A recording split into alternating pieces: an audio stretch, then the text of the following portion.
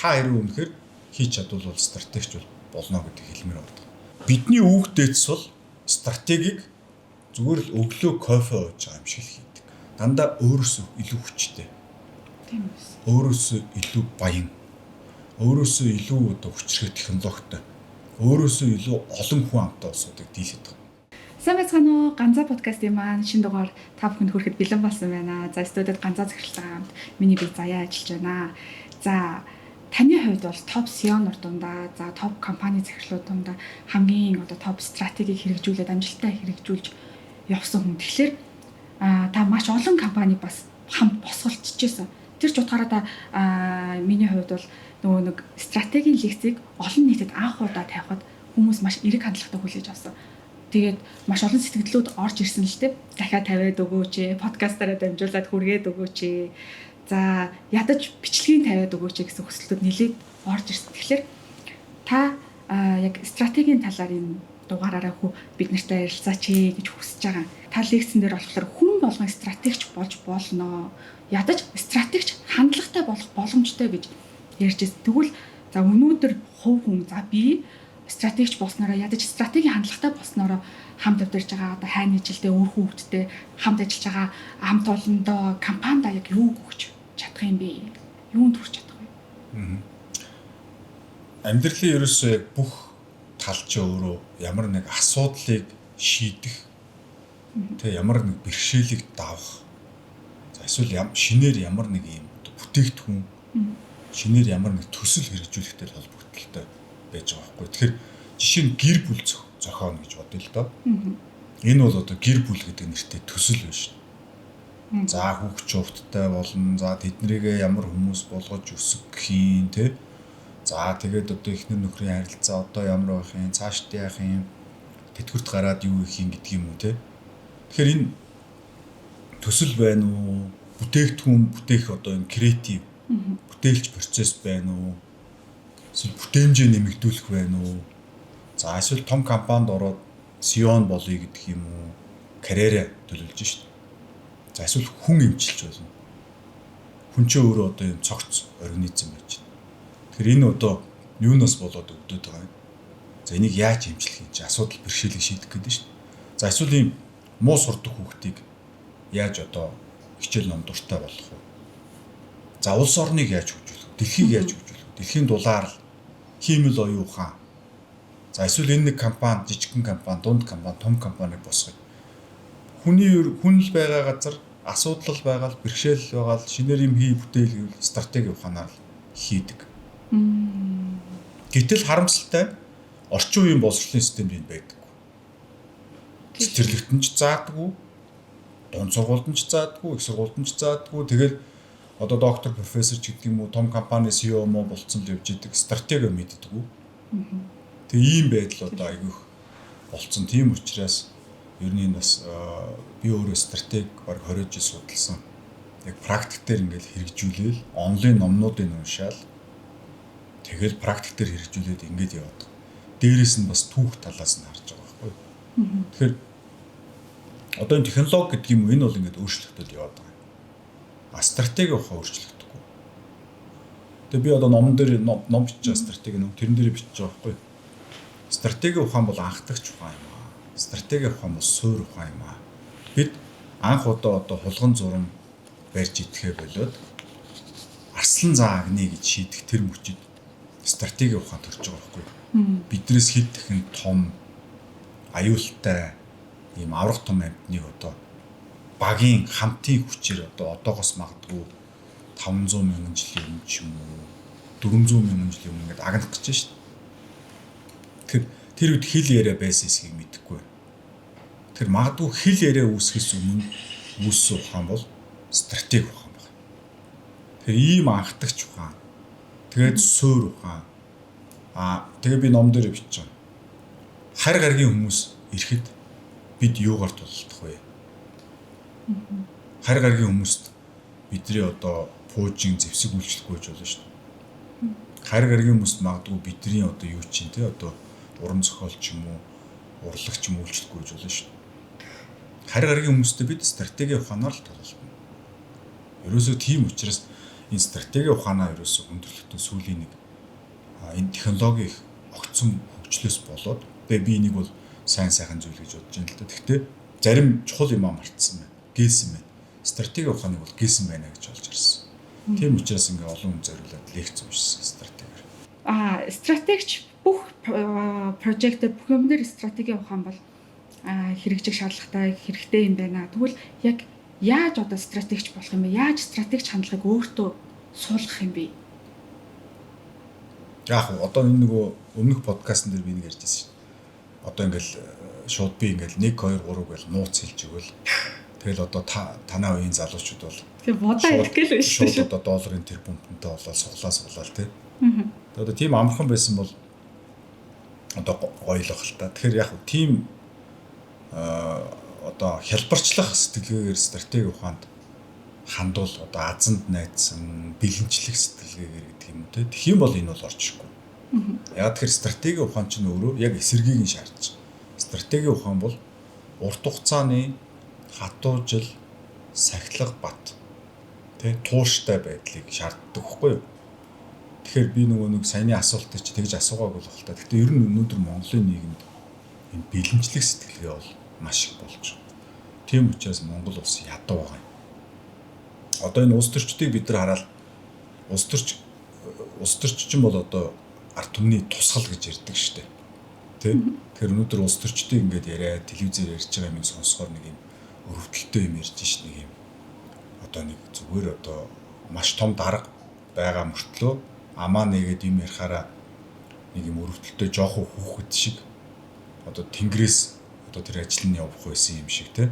Гэтэл уг нь бол бид ард түмэн тэр үнийг тэр ажлыг хийгээ сонгоцсон байгаад идэг.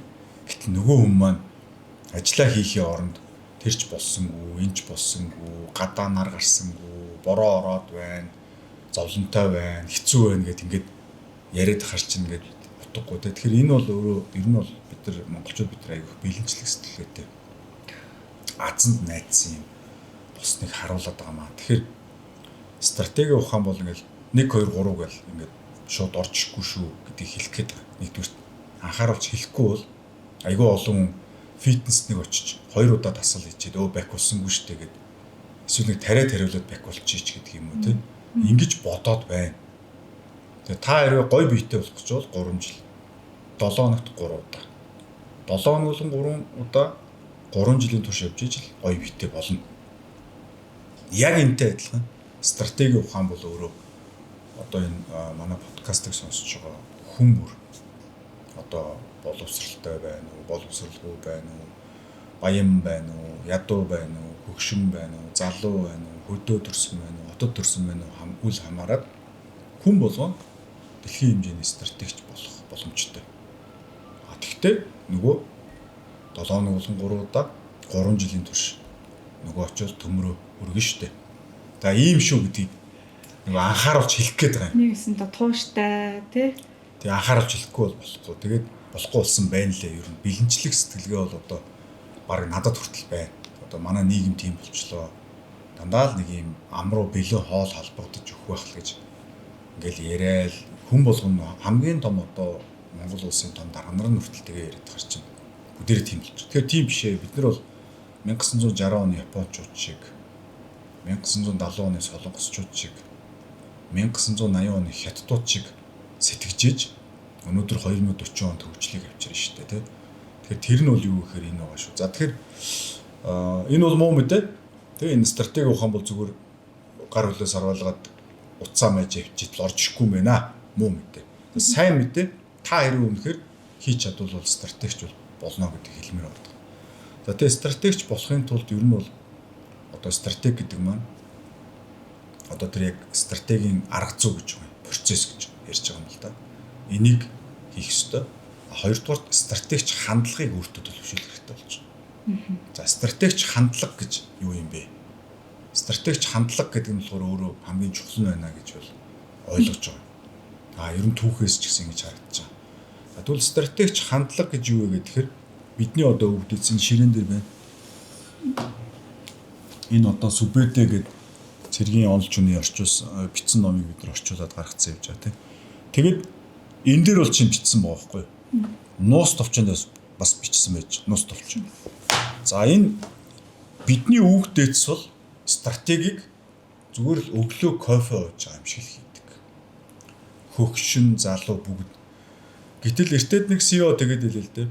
Энэ ганцаа захирлын яриад байгаа юм ингээд нэрээ сонсоод бодоодсэн чинь тэр чинь TOEFL IELTS-ийн оноогүй. Harvard төгсөөгүй. Математикийн олимпиадыг аврах биш. 5 онцгийн эзэн биш.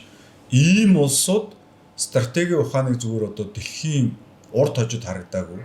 Дахиж хоошоо давтагдаж харагдаагүй төвшин тэгээд дэлхийг эзэлсэн байна. Дандаа өөрөөсөө одоо стратегийн ухаан хэрдэгдэг. Дандаа өөрөөсөө илүү хүчтэй. Тийм үү. Өөрөөсөө илүү баян. Өөрөөсөө илүү одоо хүчрэх технологитой.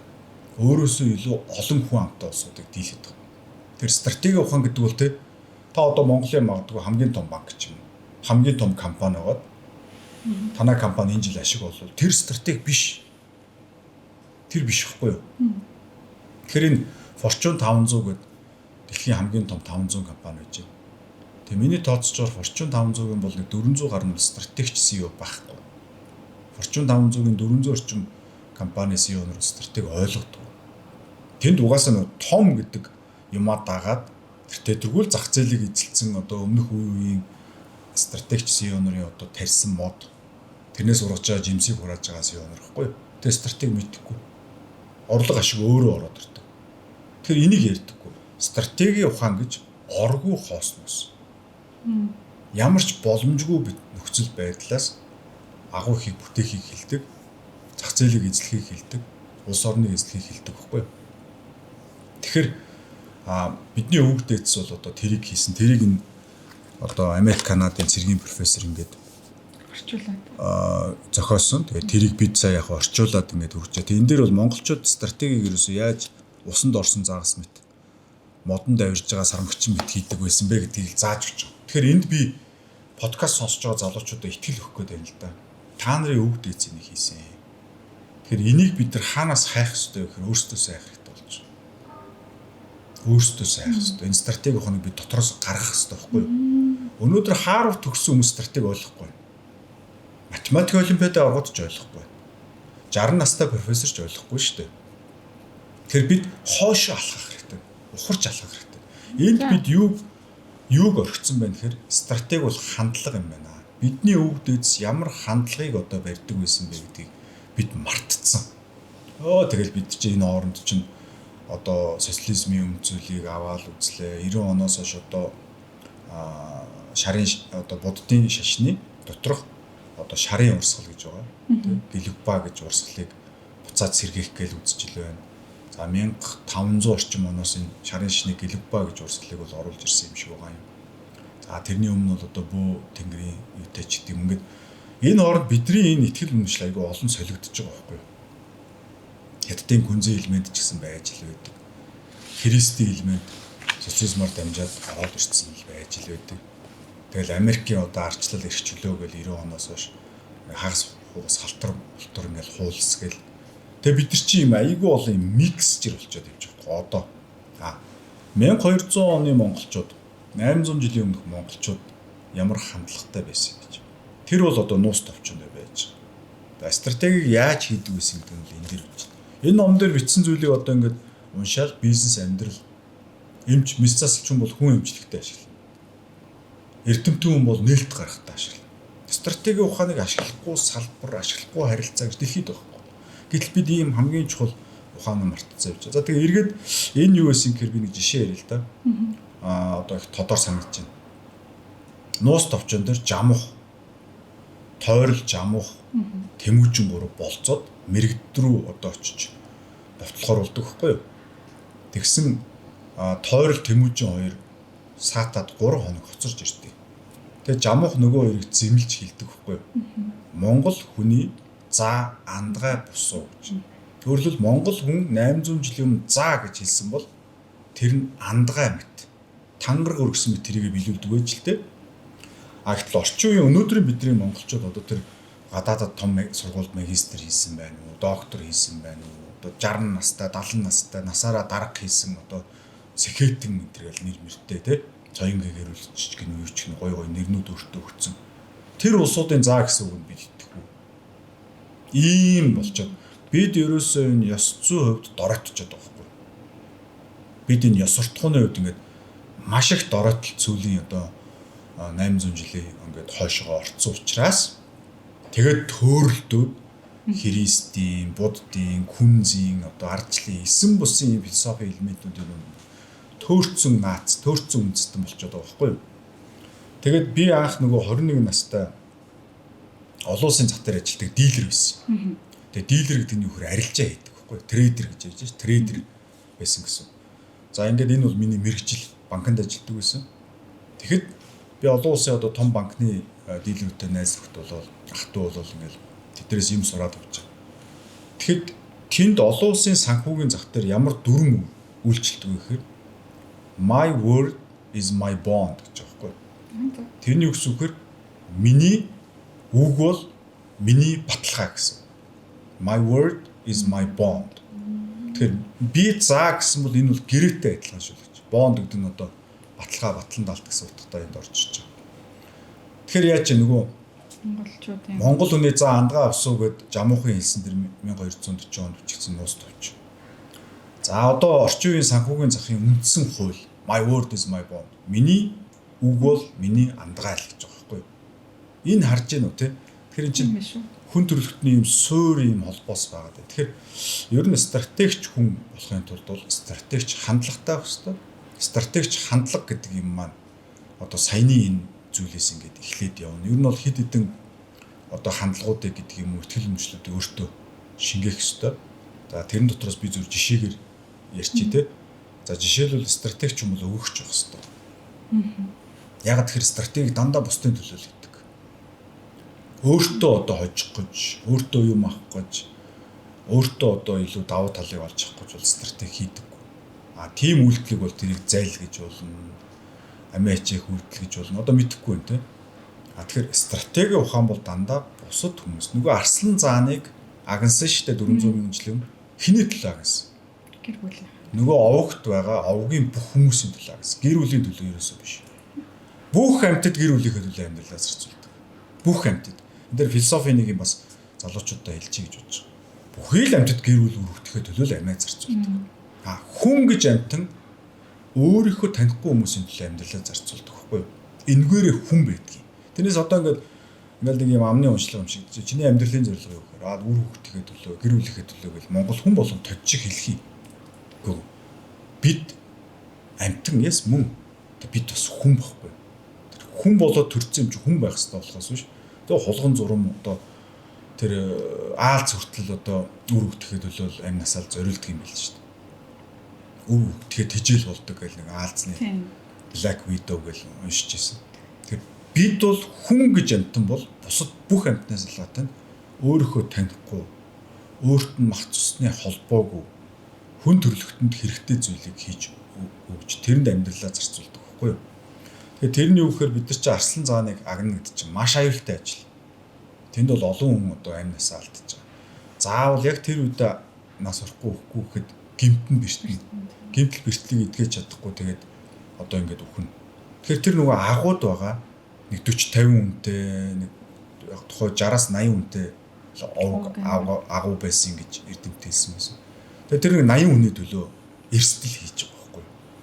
Тэр 80 үнэ төлөө.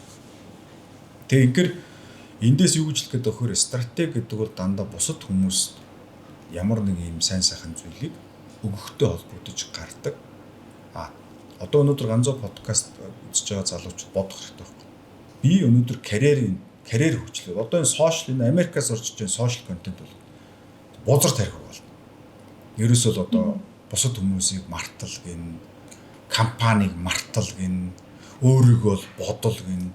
Чи бусдын төлөө бодлоо гэж тэд нар хизээч баярлаа гэж хэлэхгүй л гин. Тэгвэл тэгэл болооч гар утсаа таслал тэр богдвол Монгол улс ч одоо маш том нутагтай сайхан уулзууд байна. Ийшээ Сибирийн тайгын зах нь байж. Тэгээд тэнд очиод урцаараа ганцаараа л амьдарч. Тэгэхээр ийм ингээ тэг энэ бол айгуу гоё популист сонсогдоод байгаа байхгүй. За тэгвэл асууя. Та яг үнэхээр бусад хүмүүст хэрэгтэй юм хийж байгаа юм. Юу хийсэн юм? Та компанидаа яг юу өгсөн юм? Хамт олондоо яг юу өгсөн? та өнөөдөр ажилласаа гараад явчлаа гэж бодоход эсвэл өвдөд ажилдаа ирч чадахгүй л гэхэд хамт олон ч өгүүлэх үү? Дутагдах уу танаар? За нөгөө нэг харилцагч нар одоо та нэг компанид ажилладаг ч юм уу төрийн байгууллагад ажиллаа нэг одоо тэр байгууллагын гадна байгаа харилцаж байгаа улсуудад зориулаад нэг юм өгж байгаа шүү дээ. Ямар нэг үйлчилгээ чинь бүтээгдэхүүн чинь тий. Тэр хүмүүс таныг өгүүлэх үү? Тэгвэл тэнд чинь асуудал байна. Тэгэхээр яг энэтэй холбоотой стратеги гэдэг бол өгөгч байх тухай асуудал. Өгөгч байх хандлагатай хүн бол стратегч болж чаддаг. Харамсалтай нь ихэнх хүн бол авахч байдаг. Ер нь бол хүн болгоно. Бүх хүн авахч төрдөг. Төрөөл одоо ээжээсээ аавн, ээжийнхээ шөнийн нөгөө нойр те шөнө 3 цаг, 4 цаг, 5 цаг цэрээж нойрыг хугслана. Хоол тижээлээ аавн. За тэгэл цэцэрлэгт орно, багш одоо дунд сургуульд орно, аав ээж гэл нийгмээс аваал юм. Тэгээ хүн чинь нөгөө хамгийн удаан боождөг амтэн штэ. Одоо сармагчийн энэ төр бол 3 4 настай ингэ нохоо яадаг үлээ жоохон жижигхэн гөлөг ирснээр 6 сарын дараа том нохоо хувцсан гүйж явдаг. Тэгэхээр хүн шиг ийм удаан боождөг ийм амтэн бол байхгүй байхгүй. Одоо бараг л 20 гаруй жилэл тэжээлгэж нийгмээр гэр бүлэрээ. За ингээ авахч байхгүй. За ингээд тодорхой хугацаа нэг 21 2-той ч юм уу 23 4-тэй ингээд энийг хүн бол ойлгоод за би зөндөө авлаа 20 гаруй жил одоо зөндөө л авлаа. За одоо би буцаад өгье. Тэгээ одоо let's start giving back те. Ингээ өгье гэж ингэж хурих хэрэгтэй байхгүй юу? Энийг боловсрал гэдэг. Тэрнээс бакалаврын дипломтой, магистрийн дипломтой, докторийн зэрэгтэй авахчаараа гаццсан 5 настай өвч ингээд авах гал надад хүн юм өгсөнгүү, надад энэ компани юм өгсөнгүү, надад төр юм өгсөнгүү, надад Монгол улс юм өгсөнгүү, надад миний найз юм өгсөнгүүгээд байнгын атаажтөө, байнгын гомдол саналтай явдаг хүн бол 60 настай ч 80 настай ч тэр бол хүний атгалга байхгүй. Тэр бол хүн болж чадаагүй. Тэр бол боловсралтай хүн биш. Тэгэхээр боловсрал гэдэг одоо хоёулаа энэ подкастаараа дахин шинээр тодорхойлж байна шүү дээ. Боловсрал бол тэр диплом биш юм байна. Тэр хэлний мэдлэг биш юм байна. Математикийн мэдлэг биш юм байна. Энэ бол авахчаасаа амжилттай өгөгч болж өөрч чадсан үнийг хэлж байна. За энэ өөрөө стратеги гарах суурь байна. Би одоо 20 гаруй жил стратеги судалсан. Авахч хүн хизээч ямар ч сургалтанд суулгаад, ямар ч өндөр IQ-тэй байгаад, ямар ч олон хэдэн мянган ном уншуулад хизээч стратеги гардаг. Яг тэр стратеги гэдэг юм хандлагаар нөхцөлдөг. За одоо энэ арслан зааныг агнахгүй бол нөгөө 80 хүн маань үлбэрч хүлээ. За би жадаа бариад босъё. Би тархитлогоо ажиллуулж тэр арслан зааныг яаж одоо агнах вэ? Би очиж жадаараа зоогоод арьс үсийг нэвтлэхгүй. Тэгэхээр би арга ухаан сэдий гэж ингэж нөгөө стратеги нөхцөлддөг байхгүй юу?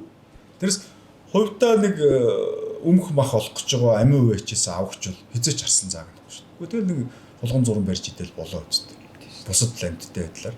Тэгэхээр нөгөө нэг энэ стратеги гэдэг бол олон нийтэд чигсэн том төрүүлсэн асуудал шийдэ. Улаанбаатарын төвчрээ. Улаанбаатарта тэг асуудал шийдэ. Монгол улс одоо ингэ дэлхийд ядуу хойгуур бүх юмар хойгуур чигсэж бэрхшээл энийг шийдэ. Эндээс стратеги гарна. За эсвэл гой бүтээгдэхүүн гаргая. Тэгээ Монгол ноолуурыг Louis Vuitton, Hermès, Loro Piano'д зэрцүүлж тавь. Одоо л тавьж чадаагүй л шүү дээ. Яагаад стратеги байхгүй л шүү дээ. Тэ хэн Монгол ноолуурыг авах вэ? Хэн мэдхий, хэн ч тоохгүй шүү дээ. Тэгэхээр бид тэр чинь сая Дубай шоколад гэж божигнж шүү дээ. Энэ чинь стратеги явж шүү дээ. Сая би нэг дэлгүүрт явжсэн Дубай шоколад зарж байна. Монголд. Дубай шоколад гэж юу ямар юм бэ? Хизээ Дубай шоколад. Ер нь Дубай гэж юу ийсэн? Илсэн цөл үйсэн. Хизээ бас Дубай гэж шоколад хайдаг болцсон тийм. Тэгэхээр энэ чинь стратеги явж шүү дээ. Тэгэхээр бид өнөөдөр Монголоос дэлхийн зах зээл дээр бүтээгдэхүүн гаргая. Зарыг долларын орлого олъё. Чадахгүй байгаа даа шүү дээ 35 дахь жилдээ. Яагаад тэгэхээр бидэрт стратеги алга. Яагаад бидэрт стратеги алга вэ гэхээр бидний хандлага амиа байжсэн авахч, өчүүхэн, бэлэнчлэх сэтгэлгээтэй, харилцагч сэтгэлгээтэй, хохирогч сэтгэлгээтэй, авах сэтгэлгээтэй, тууштай биш, зоригтой биш, зоригтой биш. Ич дээр гинт тэнгэрээс одоо ямар нэг coin ч юм уу, ямар нэг казино ч юм уу, ямар нэг XBet-ээс мөнгө олно гэдэг ийм сэтгэлгээтэй байвал тэгэл манай улс хүртэх ёстойгоо хүртэнэ. Тэрийг бид энэ цонхоор хараад нотлохоор харж болчихлоо байхгүй. За нэлээд урт хариулчлаа. Бас нэлээд deep сэдв шүү. Нэлээд deep сэдв шүү. Супэдэ Батлын та түрүү ярьж штэ. Энд дээр маш олон стратеги гарч байгаа. Гэхдээ бид нар өөрөө стратеги байна. Гэтэл манай одоо энэ дээр үед ашиглаж байсан бидний гаргаж ирсэн стратеги аль нөгөө нэг Америкт бүр цэргийн сургуульд нь стратегийг заагаа явж яадаг, хэрэгжүүлээ явж яадаг болцсон билээ. Тэгэхээр бид нар ч гэсэн бас яг энэ номоо уншаад өөртөө стратегич хандлагатай болох нь маш нэг яаралтай шаардлагатай байгаа болов гэж таны ярианаас би бас ойлгож авч байна. Тэгэд дахиад нэг юм хэлэхэд нэрэл одоо ингээ харахаар хүн сэтгэл байхгүй, хандлага байхгүй тэг бүтээгдэхүүнийг яг яахаа хийгээд агаж ойлгохгүй байгаа хүний гаргасан бүтээгдэхүүн үнэхээр мундаг чадвартай мэрэгжилтэн байсан ч гэсэн бүтээгдэхүүн нь бол тийм чанартай бол яаж ч л цаанаасаа л нэг сэтгэл дутцсан байгаа гэдэг тийм. Одоо Монголын ресторануудаар ингээл үнэтэй гэх ресторануудаар яваал тэр чинь бүтээгдэхүүн шүү дээ, тий? Бүтээгдэхүүн. За тэр тавхтай хоол бүтээгдэхүүн. Тэр одоо рестораны үнэр тэр чинь бүтээгдэхүүн. Зөөгчийн харилцаа хандлага, захны цамцны хэр, инээмсэглэл тэр чинь бүтээгдэхүүн. Бид ресторанд ороод тавхтай хоол идээд гардаг гэж боддог. Энэ цогцоороо бүтээгдэхүүн байхгүй. 0 руу н ороод 0-ын үнэрч л өөрөө бүтээгдэхүүн гэж. Тэгээ энийг бид нар ерөөсөө ойлгохгүй байж яа тэр бүтээгдэхүүн хөгжүүлэлт гэдэг өөрөө стратегийн ухаантай ерөөсөө ингэ нэг толбогддог. За эндээс ингээд нөгөө нэг өөгч авагч гэдэг дээр ингэ асуулахаар нэг 25 хоол өдийн хоолоор гаргая гэдэг. Явбал 25 л хоол гарна. 20 happy customer гаргах хэрэгтэй байхгүй.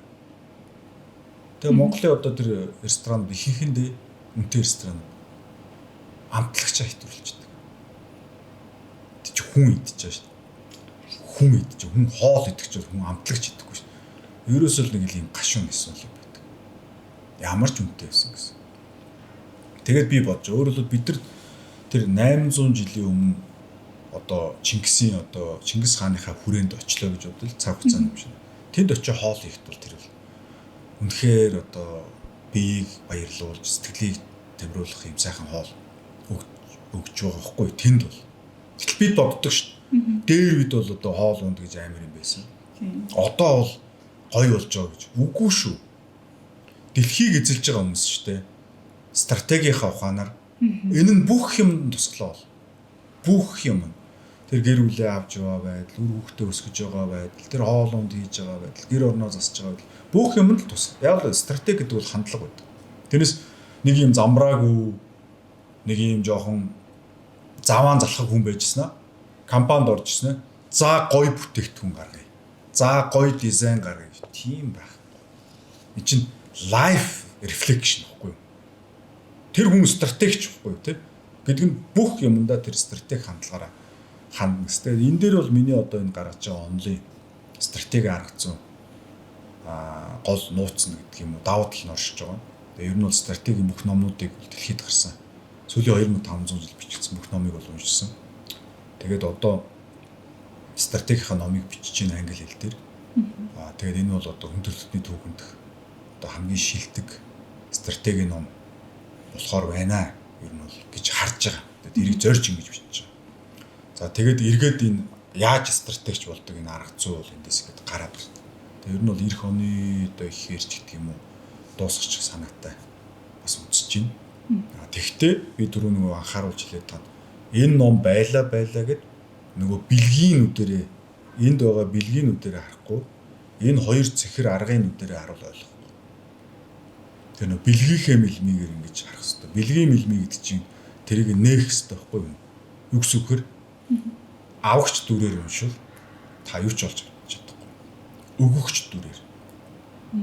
Би хүмүүст энэ өлсөд байгаа 80 хүнд арслан заагж өгөхгүй бол энэ хөлбөрч өглөө. Би л энийг вагнж одоо өгсөй. Тэгэхээр яах вэ? Би стратеги сурыг. За би энэ ганцоо ахын энэ стратеги номыг уншиж гэж уншвал та ойлгоо. Та ингээд өөртөө ярьж байгаа юм шиг ойлгоно. Энэ ягаад дэлхийн хамгийн шилдэг стратеги ном болох вэ гэхээр энэ маш энгийн бичигдэж байгаа. Нэг бамбо жамбо манай харуултахны бичдэг бөө ингээ хүн ойлгох хэцүү 4 удаснд бичих хэмээг 400 удас суулгаад ингээд бүр ингээд зовоогоод ядраагаад англи хэл зүг болгож шинж тэмдгийн цуглуулга болгоод тийм ингээ шинж чанарын цуглуулга мөн чанар руу н ороод маш тодорхой болчих. Тэгэхээр хандлага зөв болохдоо бэлдэж байгаарэ. Анхаарал хэлэх гэж. Таны хувьд бол маш олон одоо Монголда топ гэлцдэг компаниудыг босголцоход оролцож исэн, гар биеийг оролцоод явж исэн. Хүний хувьд яг энэ эдгээр компаниудад бас хэрэгжүүлж исэн стратегиэс бидэнд бас хуваалцаач гэж хүсмээр. Яагаад тэгэхээр хүмүүс бас энийг энэ подкастын маань үзэж байгаа хүмүүстээ сонирн байж магадгүй тий. За яг энэ компаниг босгоход ямар арга барил ашиглаад ямар стратеги бариад энийг хэрэгжүүлж вэ? Тий одоо яг манай мандал даатгал байна. Одоо би бол Монголын хамгийн амжилттай стартап гэж одоо боддгийн. Бид нар 2011 онд байгуулад 2018 онд 7 жилийн дотор хамгийн одоо 0 цэгээс гэсэн үг шүү дээ. Хамгийн том даатгал болгож ирсэн. За манай мандал asset management байна. Өнөөдөр 5 хөрөнгө оруулалтын сантай 100 гаруй мянган хөрөнгө оруулагчтай. Өнөөдөр хөрөнгөний засгийн хөгжилд 35 жилийн хугацаанд хөрөнгөний зах руу 100 мянган хүн оруулсан. Одоо өөр хамт олон байхгүй. Мандал asset-ийн хамт олноор бол их барах гэж байна. За манай мандал капитал байна. Ерөөсө 3-4 жилийн дотор топ 3-т орж ирж байна. Гэт зөндөө олон сайхан одоо амжилтын жишээнүүд байна. Голомт банк байна. Нэлээд том гэвэл тэ. Голомт банкыг одоо 2015 онд очиж удирдах гэсэн. Тухайд би 33 настай байсан. Тэгээд 4 жил ажиллаулахад бол ер нь нэг 2 жил орчим дотор бид нар 50 төсөл дуусгасан. Менежментийн 72 өөрчлөлтийг бол оруулсан. Тэгэхээр Аз твд хийгдсэн томоохон менежментийн төслүүд бол бас ихний топ 5-10-т орох байх гэж бодож байгаа сүүлийн 30 жилийн хугацаанд. Маш хүнд зах зээл Монгол бол хүн байхгүй. Төрийн дарамжхалт ихтэй. Тэгээд тухайд банкны нөхцөлөд бас сайнгүй байсан. Тэгээ өрсөлдөөн бас нэлээд ширүүн.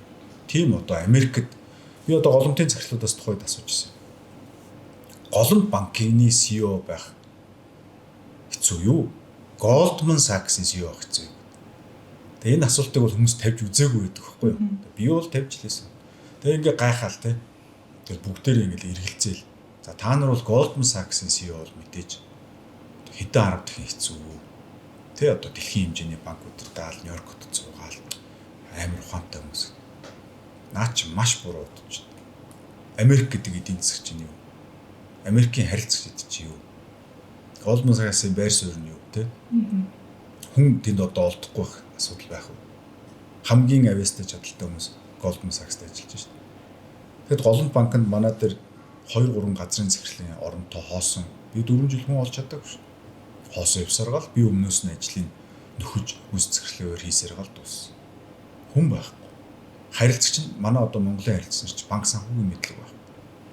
Төр зэсэг нь байнгын дарамжхалттай. Тэгэхэд Америкт юу гэж хийгээд үг дэмжээд үгийг төр зэсгээс дэмжиж байна. Бүх нөхцөл маш баян 300 сая хүн иргэн байж байна, харилцаж байж байна. Бүх дэд үтцийг атгаж байна. Тэ? Warren Buffett хэлсэн байдаг шүү дээ. Би хэрвээ Америкт төрөөгүй бол Berkshire Hathaway-гийн ийм амжилттай ажиллаж чадахгүйсэн. Berkshire Hathaway-гийн амжилтын одоо бараг хамгийн том нь би биш, Америкийн эдийн засаг шүү гэж хэлсэн. Энэ үнэн шүү. Тэр өнөөдөр яг хав зүгээр чамлахаар чангатдаг гэж давуу тал нь ийм хүнд нөхцөл битэр ажилладаг учраас эндээс шилдэг стратеги төрөх юм. Уг нь ийм л аимшигын одоо хүнд нөхцлөөс одоо бидний нэг өвдөөцсөн хийсэн шиг л хамгийн вау гэмээр стратеги. Тэгэхээр бид нар ингээд нөгөө Америкийн компаниуд л амар стратеги хийдэг баг. Европын компаниуд л одоо амар стратеги хийдэг. Оксфорд, Кембрижээс стратеги гардаг баг гэхэд айгүй их буруу андуурдаг байхгүй. Тийм шүү, яг тэгж боддог. Гардаг стратеги гардаг, бид тэрийг хардаг. Тэ Стив Джобс. Би Стив Джобсыг одоо намайг одоо амьдарч явах хугацааны хамгийн шилдэг стратегч гэж боддог, маш их хүндэлдэг шүтдэг. Одоо нас орцсон, харамсалтай нэг залуу нас орсон. За одоо яг амьд бол Elon Musk шүү дээ. Elon Musk байна. За Хятадын Deng Xiaoping байна. 1980-ад онд эдийн засгийн реформ хийгээд өнөөдөр Хятад улс 1.4 тэрбум хүнтэй эдийн засгийг одоо ямар аимшигтай өндөр өсөлт рүү 40 жилийн дотор. Гэтэл бид сүүлийн 35 жил юу хийв? Сүүлийн 40 жил юу хийв? Тэгэхээр стратегч нар эргэн тойронд байна. Тэгээд яг уу Голомт банкн дээр бол бид нар бас тэр 50 төсөл 72 менежментийн өөрчлөлт гэдэг бол одоо юу гэдэг юм харгалтай миний хувьд стратеги судлаач гэх юм уу сонирхогч гэдэг юм үүний хувьд бол энэ бол тэгэхээр сайхан. Энэ бол надад маш их ихтгэл үнэмшил өгсөн. монголчууд чадах юм байна. Монголчууд стратеги хийгээд явж чадах юм байна. Баг болоод нэгдэж ажиллаж чадах юм байна гэдэг итгэл үнэмшлийг одоо өгснөөрөө миний амьдралд их ойрхон мэдэх. Одоо хүмүүс чи одоо яагаад олон банкн дээр тэгсэн гэж яриад тэгээд хүмүүс асуудаг байхгүй юу? Олон банк бол яг хөтэй байтгал банк. Тэ? Би Худалдаа хөгжлийн банкнд ажиллаж ил байсан, Хас банкнд би ажиллаж ил байсан. Яагаад би энэ миний сэтгэлд их ойрхон байдаг гэхээр тухайн үед голомт нэгдүгürt маш хүнд нөхцөлд орсон байсан. Тэгээд би тухайд эргэлзэж исэн. Ер нь монголчууд стратеги хийж чадах юм гэж 33 настай. Тэгээ хийсэн, маш амжилттай болсон. Тэгээд надад одоо энэ улсад итгэх итгэлийг маань одоо маш их гоё бадрааж өгсөн байхгүй. Тэр үйл явдал. Эндээс би бол одоо Монгол улсыг бол бид нар богино хугацаанд Сингапур руугаа адил өндөр хөгжилтэй болгож болох юм байна гэдэг хатуу итгэл юмшил би болсон. Дутагдаад байгаа юм юу? Мэдээж стратеги. Саад болоод байгаа зүйл юу? Нөгөө бие биенийг амуулдаг, ховж өгөөцөлддөг, хүлээн зөвшөөрч чаддаггүй. Тэгээ нэг юм гадаадад төгссөн ч юм уу, дотоодод төгссөн ч юм уу, нэг магистр ч юм уу, нэг салбарт нэг 20 жил ажилласан нэг юм эгонуудтай. Яг тэр юм бол мэдэхгүй, чадахгүй, мэдлэг байхгүй, чадвар байхгүй, хамгийн чухал сэтгэл байхгүй. Энэ юм бол саад болоод байгаа. Энийг нь ингээл даваад стратеги гаргаад явахд бол ерөөсөө СЭП гээл ерөөсөө Сингапур шиг хөгжих юм боломжтой. Тэгээд яг хүмүүс асуудаг. За тэгээ яг стратеги гэж юу юм дахиад нэг хэлээд өгч гэр. Би нэг надад нэг ийм жишээ энэ зөв бурууг нь би мэдэхгүй л дээ толгойд орж ирээд байгаа байхгүй. Тэрний юу гэхээр би нэг голон банкны нэг офис дээр байсан. Тэгэнгუთ нэг ийм ресепшн аваад байгаа байхгүй юу? Ресепшн. Тэгээд ингээд нэг ийм хаалгатай, төв хаалга нь онгонгууд нэг юм шилэн таамбартай. Тэгээс төв хаалга онгоогоо шилэн таамбар нь дахиад ингээд автоматар онгоогоо тэгэл ерөөсөө нэг 10 алхмын цаана ресепшн суудаг. Тэгээ би тэргээр очиод нэг хэсэг явсан нэг сар марч юм. Тэгсэн чинь нөгөө яг төв офис учраас ингээд айгүй олон хүн орж байгаа. Идэр өсөй гүтэнд. Нөгөө юм торгон замцтай ресепшн охинч хөлдөж хүчих гэж суугаад доороо тэн мэн өнний хим хи адсаг мацаг дэвссэн ч юу гэдэг. Тэр би хараад энэ одоо айлын охин хөөрхий даарж энэ хөөрхий гээл те. Тэгээ нэг нилээн ингээл хараад байсан л ер нь нэг цут руу шүү. Тэгээ би нэг захирлуудаа дуудаад асуухгүй. Үгүй энэ нэг одоо айлын охин ингээд суугаад энэ офис ч одоо бас нэг 20 жил болцсон байна шүү дээ. Тэгээ одоо 20 жил одоо хичнээн үнд аарсан байх юм. Тэ? Энэ одоо яах ёстой вэ? Гэсэн манай захирлууд гайхаад одоо захирлууд яах вэ гэлдэг чинь. Гэхдээ наатахаа одоо тэр нэг ингээд шууд нэвт ингээд онгоогоо одоо хажууд ш нэрвүүлж болдог юм. Тэр хаалга онголоо шилэн хан хажууд шиг ингээд эргээд орох гэдэг байхгүй. Тэгээд цаана нөгөө охин суужаа. Тэг дээр нь ингээд халуун хөшиг мөшиг халуунаар үлээдэг тэн мэн тавьчих. Тэгээд өөрчилж ирсэн. Энэ бол стратеги байна. Стратегч хандлага гэж юм. Чи ажилтнаа харилцагч хамт болно. Байн хайрлж явах хэрэгтэй байхгүй. Яаж байгаа бол тэгж байгаа бол ингэж байгаа бол анзаарч явах хэрэгтэй. Тэнгуү чи нөгөө анх хэлэнгүүт би нэг дооглоод хэлчихлээ шүү дээ. Чи ингээ хамт олно анзаараад жоохон хөрхийн ноцоорцсон сууж ин заримыг авч өгөө сэргээчи. Тэгээ сэргийн гутаа нэг ажиллаа ингээ хийлгцэн байгаад шүү дээ. Тэгээ тэр чинь айгүй зөв. Энэ бол хандлага байхгүй. Энэ хандлага. Тэр чинь ямар олон захирлууд гадаад дотоод одоо хөгшин залуу одоо тий эрдэмтэн доктор ямар ч өчнөө л олон захирлууд 20 жил ингээл орж гарахтаа тэрийг өөрчлөе гэж бодог байгаад шүү дээ. Тэгээ би нөгөө 50 төсөл мөслөө бол нэг сандгүй юм. Тэгэл 70 эдэн менежментийн орчин үеийн дэлхийн шилдэг юмнуудыг хийсэн л дээ. Ер нь бол гэхдээ нэг тийм заахтай тэгэл хийдэг юм шүү дээ. Тэр бол саяны зүйл сэтгэл тод үлдчихэж байгаа байхгүй юу? Тэ?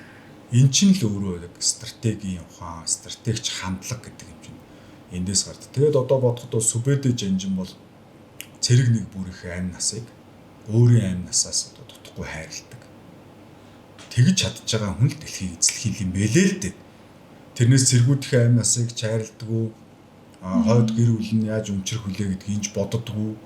Холливуудын кинон дээр гардаг шиг нэг юм фантаз гоё алтан зэлэн барьсан хүмүүс бол дэлхийг байтугай одоо нэг сумыг ч эзэлж чадахгүй юм байлээ л дээ ер нь. Тэгэхээр нөгөө стратеги бол хандлага гэдэг энэ зүйлийг бол дэлхийд анх удаа тунхагласан юм ном гарах гэж байна. Өнөөдөр хүртэл гарсан стратеги номууд бол одоо баг бүгдээрээ шахуу процесс талаас нь л авч үзсэн. Нөгөө л одоо судалгаа шинжилгээ хийгээл шийдлээ боловсруулаад ийм SWOT анализ хийн мэн гэл нэг юмуд байдаг шүү дээ. Тэгэхээр сүнсгүй процессор яах вэ? Тэ? Аливаа процесс чинь сүнс байх хэрэгтэй шүү.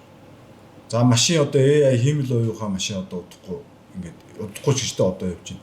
Тэр чинь нэг зорилго чиглэлтэй байх хэрэгтэй. Зүгээр л машин давхаад байдаг гэж болохгүй шүү дээ. Нэг зорилго байх хэрэгтэй, нэг ихтгэл өмчлөх байх хэрэгтэй, нэг ажиллах зарчим байх хэрэгтэй шүү дээ. Тэгэхээр энэ утгаар нэг нь бол одоо тодорхойлж байна гэсэн үг. Өнөөдөр хоёулаа нэлээд хүмүүсийн хүссэн хүлээсэн сэдвээр ярилцлаа гэж бодож нэлээд өгөөжтэй яриа боллоо. Тэгээд энэ подкастын маань үзэж байгаа хүмүүс маань subscribe дарахаа мартаа. Ганцаа захиралтайгаа би 7 хоног болгон маш сонирхолтой сэдвүүдээр ярилцах болно. Шинэ дугаар 7 хоног болгон орно. Тэгээд subscribe дарснараа таны утсан дээр шинэ дугаар орох болгонд notification очдог болохоор заавал subscribe-а дараарай.